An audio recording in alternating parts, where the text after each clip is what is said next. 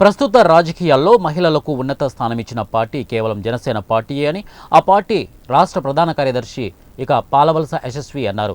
జనసేన పార్టీలో కీలక బాధ్యతలు నిర్వహించి వైసీపీలో చేరిన చేగొండి హరిరామ జోగయ్య కుమారుడు చేగొండి సూర్యప్రకాష్ జనసేన పార్టీపై తప్పుడు వ్యాఖ్యలు చేయడాన్ని ఆమె ఖండించారు. ఈ మేరకు విజయనగరంలోని ఆమె నివాసంలో మీడియా సమావేశంలో మాట్లాడుతూ సూర్యప్రకాష్కు జనసేన పార్టీలో మంచి గుర్తింపు ఇచ్చినప్పటికీ ఆయన స్వలాభం కోసం వేరే పార్టీలోకి మారారని, అలా మారినప్పుడు వీడిన పార్టీ గూర్చి పార్టీ అధినేతల గూర్చి విమర్శలు చేయకూడదు, సరికాదని అన్నారు.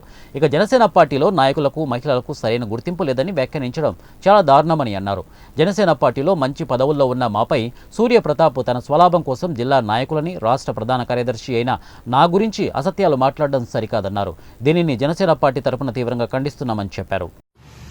అందరికీ నమస్కారం. నేను మీ పాలవలస యశస్వి, జనసేన పార్టీ రాష్ట్ర ప్రధాన కార్యదర్శి.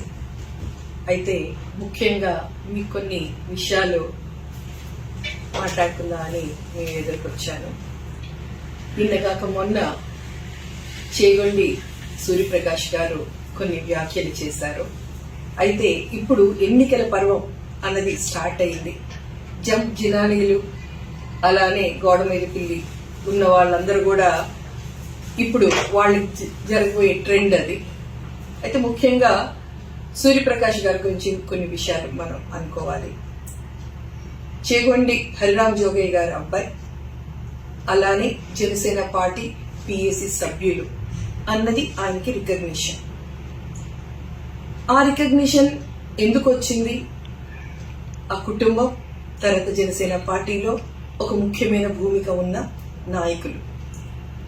ఆయన సొంతంగా ఈరోజు ఏదో టీవీల్లో ఏదో చెప్పారు, దాని విషయంలో మనం మాట్లాడుకోవాలి.